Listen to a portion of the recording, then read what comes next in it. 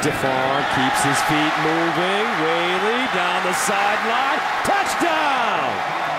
32 yards. The walk-on. 4 touchdowns. If that doesn't get him a scholarship on Monday, nothing will. The Oklahoma Sooners, the #1 team in the country, and in the Saturday night opener against Tulsa, OU showing why.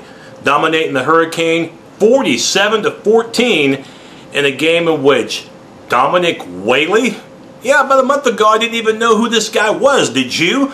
A walk-on from Langston University, a non-scholarship player. Well, what a debut for Mr. Waley. 4 touchdowns, and so much for some who might have thought that when the depth chart was released earlier this week and it had Brennan Clay or Dominique Waley as the starting running back, so much for people thinking that maybe Bob Stoops was using that as motivation to get the other running backs to playing better, thus maybe thinking that, hey, Waley's not really going to start. Well, Waley played a lot, and boy did he contribute. Over 130 yards on the ground, and by the way, 4 touchdowns. Outstanding job by Waley, but also a terrific job by the Oklahoma offensive line, absolutely dominating the interior of Tulsa's defense. And of course, Landry Jones, another fantastic game. Quarterback from Artesia, New Mexico, and yes, finding Ryan Broyles often. In fact, Ryan Broyles had over 100 yards receiving, had a touchdown, all in the first half. So the Oklahoma Sooners over 660 yards of total offense, and a much better debut than what we saw in the previous 2 debuts, in which last year was a dogfight against Utah State, and then 2 years ago the upset loss to BYU.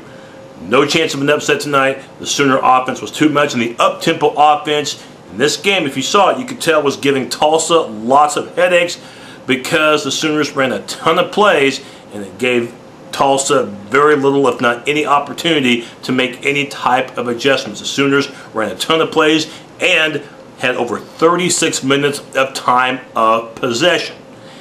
On the defensive side, for the most part, a solid game for Oklahoma, especially for Frank Alexander from his defensive end spot. He was everywhere on this evening. And again, we're going to talk a little bit more about the Sooners' defensive job on everything Tulsa QB G.J. Kinne when we highlight our 4 keys to the game that we're going to review. For the most part, though, a terrific night for the Oklahoma defense. Didn't allow a touchdown until the latter part of the second quarter. In fact, gave up only 14 points to a Tulsa offense that, in my opinion, is going to be very effective this year, especially once the Golden Hurricane get into Conference USA play. I thought before the game that OU would win big, and I thought before the game that no matter what happened, Tulsa would still have a pretty good year once conference play started for the Golden Hurricane and Conference USA, and I still feel that way, especially once they get Damaris Johnson back from suspension. Now, keep in mind that Oklahoma did not have Kenny Stills tonight, the #2 receiver, because serving a 1-game suspension for a DUI from earlier this year. Biggest difference, of course, is that for OU, tonight at least, they didn't need Kenny Stills. They've got a plethora of receivers and other options on offense. For Tulsa, Johnson is an absolute bread and butter type player, and you could tell that Kinne really missed him, the Tulsa quarterback. It's a big connection throughout last year, Kinne to Johnson, and that was a big all-purpose threat that you did not have tonight through the Golden Hurricane. And that's the thing, Tulsa needed all the help that they can get, and they're already handicapped without Johnson. Not to say that it would have made a whole lot of difference, or you still would have won and would have won comfortably, but you don't have a weapon like Johnson if you're Tulsa. Yeah, you're already playing catch-up before the game is even kicked off, and that was definitely the case on this evening. If there is one knock in this game on Oklahoma, it is on the secondary. There were at least 3 big busted coverages. 2 of them led to touchdowns. Javon Harris, he's got to know where he is at on the field because it seems like he was bitten a time or 2 on passing plays. So that's really going to be the only knock. You can get away with it against Tulsa because of how much OU dominated the game. But you play against a Florida State, play against an Oklahoma State or an A&M, those busted coverages could come back to bite you. But tonight, that's probably the only obvious flaw I saw in Oklahoma as far as of major concern. And from all accounts, it doesn't look like Oklahoma had any serious injuries. So Sooners take care of business against the Golden Hurricane, 47-14. Now, let's go ahead and highlight the 4 keys to the game that I talked about on the weekly matchup show earlier in the week. Key number 1, get the ground game going.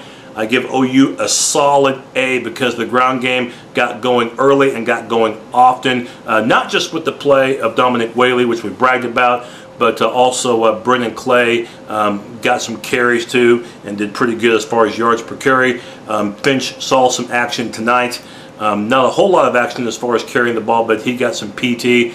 The OU ground game made life a lot easier for the passing attack, and that was displayed on this evening. By the way, Brandon Williams, the true freshman, did not play tonight at all, and you have to wonder because of Clay and Waley handling most of the ground game for Oklahoma. If we're going to see Brandon Williams at all this year, wouldn't be surprised at all if it's a redshirt year, even though earlier in the year I thought that he would be a true freshman playing. It may not be in the cards right now, so we'll see how that all plays out. But Oklahoma's ground game, getting it going, solid A. Number 2, be able to contain G.J. Kinne, the Tulsa quarterback. I give OU a solid A in this category as well. In fact, I was a little bit surprised that Tulsa did not have Kinne, the quarterback, run any designing running plays until the midway mark of the second quarter. In my opinion, TU should have at least had him running by design earlier in the ball game. Could have led to a lot more success for the Golden Hurricane offense, but that did not happen. The Oklahoma offense, I thought, dominated. Thought the defense, though, was just as effective on G.J. Kinne, putting pressure on him, making him throw earlier than he was accustomed to. And other than the busted coverages, I thought Oklahoma was just outstanding against G.J. Kinne, so a solid A there. Number 3, making sure you have it covered on special teams. I'm going to go A- in this situation. Tresh Way was valuable as far as punting, especially in the early going, where Tulsa had to start their initial possession from outside their own 10-yard line, and they didn't do much on that possession. The special teams coverage, yeah, DeMarce Johnson didn't play for TU, but OU still had everything covered as far as punt coverage as well as kickoff coverage. So I thought the special team was good. OU made a couple of field goals. I don't give them a solid A because they did miss an extra point. Got to get that area fixed. And then number 4, nothing cheap, solid A for Oklahoma in this situation, meaning don't give Tulsa those turnovers, especially deep in your own territory. Mission accomplished. In fact, I think Oklahoma had just 1 turnover, and that was late in the first half with them driving. And I think Trey Franks fumbled just a few inches shy of the goal line, in which Tulsa recovered at that point.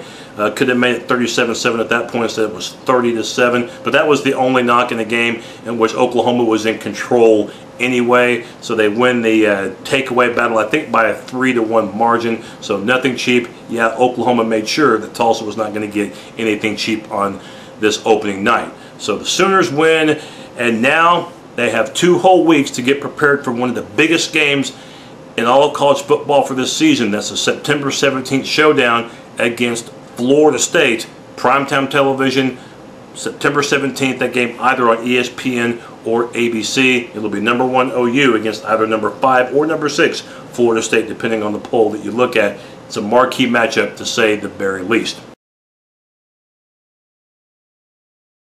A few other notes too. On a personal note, earlier today I attended a funeral as my aunt passed away a few days ago. So to Rosie, love you and I miss you.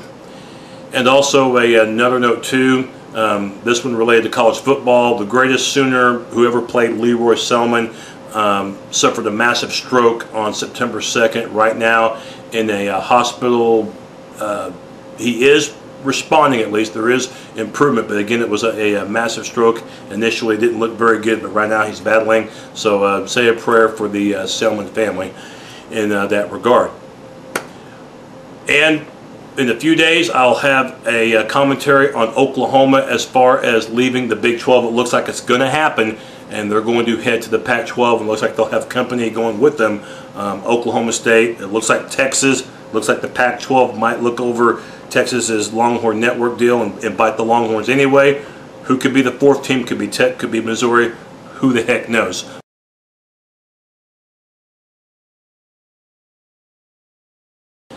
Final score once again from Norman, 47-14 for the #1 ranked Oklahoma Sooners as they manhandle Tulsa.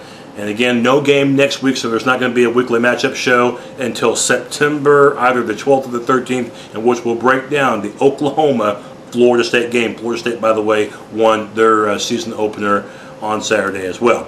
So we'll catch you next time, everybody. Boomer Sooner.